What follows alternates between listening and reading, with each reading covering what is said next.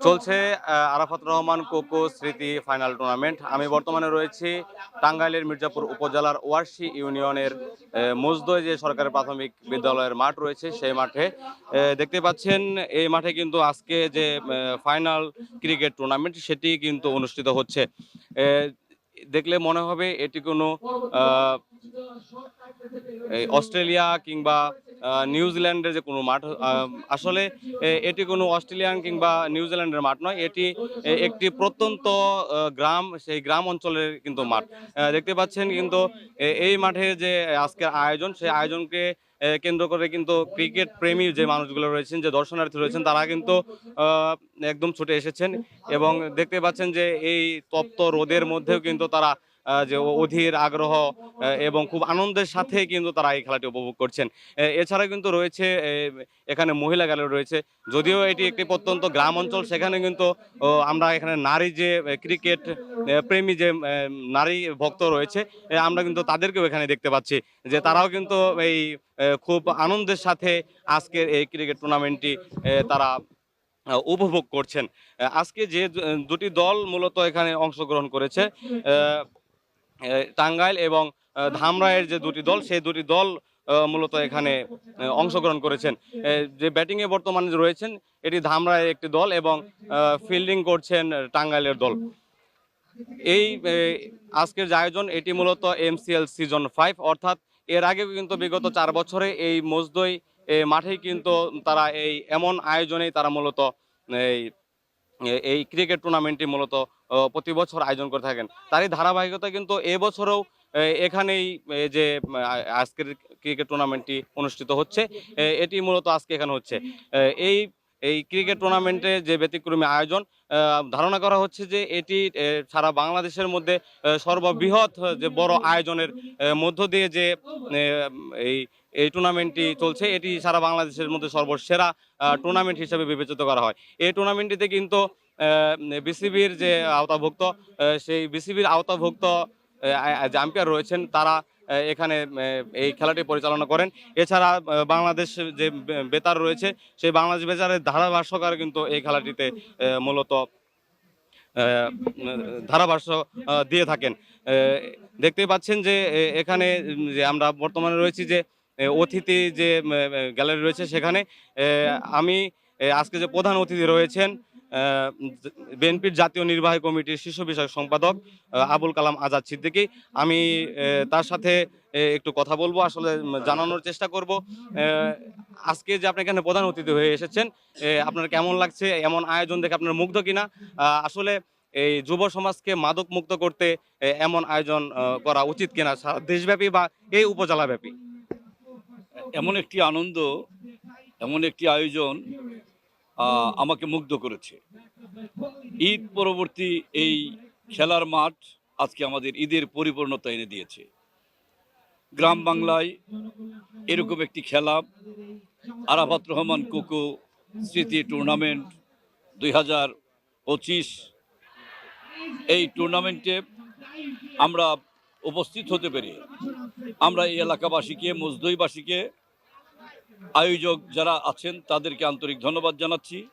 এবং গ্রাম বাংলায় এ ধরনের খেলা যুব সমাজকে মাদক শক্তি থেকে দূরে রাখবে এবং যুব সমাজ এই খেলার মধ্যে যখন আসক্ত হবে, খেলাকে যখন তারা আলিঙ্গন করবে, তখন তারা চরিত্রগতভাবে তারা গড়ে উঠবে, জাতি তাদের কাছ থেকে ভালো কিছু পাবে। আমাদের আরাফাত রহমান স্মৃতি টুর্নামেন্টে আজকে এই ঈদ পরবর্তী এই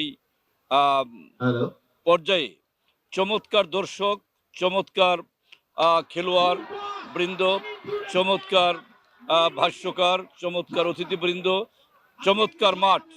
এক কথায় ঈদের যে পরিপূর্ণতা, ঈদের যে আনন্দ, এটা পরিপূর্ণতা পেয়ে আমি আমার রাজনৈতিক জীবনের এই ওয়ারশি ইউনিয়নের একটি আনন্দের একটি অংশ আমি নিয়ে গেলাম। এটা আমার কাছে স্মৃতি হয়ে থাকবে। আমরা এই খেলার মধ্য দিয়ে যুব সমাজকে, ছাত্র সমাজকে আমরা আহ্বান জানাবো, তারা যেন বইয়ের টেবিলে আসে, খেলার মাঠে আসে। ক্রিকেট যারা প্রিয় তারা ক্রিকেট খেলবে, যারা ফুটবল খেলা পছন্দ করে তারা ফুটবল খেলবে, তবে তারা খেলার মাঠে আসবে এবং পড়ার টেবিলে যাবে। এইভাবেই আমরা চাই আমাদের যুব সমাজকে গড়ে তুলতে। জি, ধন্যবাদ। যিনি এই আজকের টুর্নামেন্টের প্রধান অতিথি হয়ে এসেছিলেন, তিনি তার মূল্যবান কথাগুলো বললেন। আমরা আজকে এই অনুষ্ঠানের এই যে আজকে ফাইনাল টুর্নামেন্টের যে আয়োজক, যারা অক্লান্ত পরিশ্রমে এত সুন্দর একটি মাঠ বা এত সুন্দর খেলা আয়োজন করেছেন, যে দর্শকের মধ্যে উত্তেজনাটি দেখতে পেয়েছি, তারা অধীর আগ্রহে ও আনন্দের সহিত মূলত খেলাটি দেখছেন। সেই আনন্দ যারা এই আয়োজনটি করেছেন, আমি সেই আয়োজক কমিটির যারা রয়েছেন, আমি তার অন্যতম একজন সদস্যের সাথে কথা বলবো।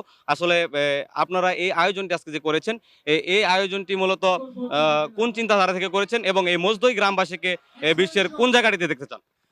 ধন্যবাদ।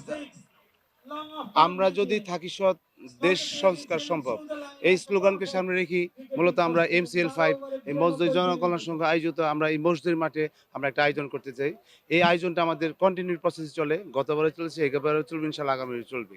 তো আমাদের আসলে কিছু চিন্তাধারা তো অবশ্যই আছে, যে আমরা আমাদের গ্রাম এবং পার্শ্ববর্তী আশেপাশে যারা গ্রাম আছে তাদের ইয়াংরা যারা মাঠমুখী হয়, ক্রিকেট মুখী হয়, খেলামুখী হয়, মাদক মুক্ত থাকে, এইসব বিভিন্ন চিন্তা ভাবনা থেকে আমরা এই আয়োজনটা করে থাকি প্রতি বছর। এবং আপনার মাধ্যমেই আমি সবাইকে বলতে চাই যে পৃথিবীতে কোনো কিছুই স্থায়ী না, সব ক্ষণস্থায়ী। যেমন পৃথিবীর সবচেয়ে দামি খাবারটা যদি আপনি প্রতিদিন খান, একসময় সেটার প্রতি একটা অনীহা চলে আসবে। সবচেয়ে দামি পোশাকটা পরলেও সেটা একসময় ভালো লাগবে না। কিন্তু পৃথিবীতে একটা জিনিসই সবসময় একটা স্বাদ থাকে, সেটা হচ্ছে আলহামদুলিল্লাহ সূরা। যা কখনোই বিস্বাদ হয় না, তার দিন দিন স্বাদ বাড়েই। আর এই স্বাদ নষ্ট হবে থেকেই আমরা এই MCLটাকে, এই খেলাটাকে প্রতি বছর কিছু কিছু ভিন্ন আঙ্গিকে, ভিন্ন পরিসরে, ভিন্নভাবে দর্শকদের সামনে উপস্থাপন করি, যাতে আমাদের এই ক্রিকেট টুর্নামেন্টটা একটা স্বাদ থাকে, মানুষের একটা আগ্রহ থাকে, উদ্দীপনা থাকে, যাতে মাঠমুখী হয়, গ্রামমুখী হয়, ক্রিকেটমুখী হয়। এইসব চিন্তাধারা থেকে আসলে মূলত আমরা এখানে MCL5 বা MCLটা আমরা আয়োজন করে থাকি। ধন্যবাদ।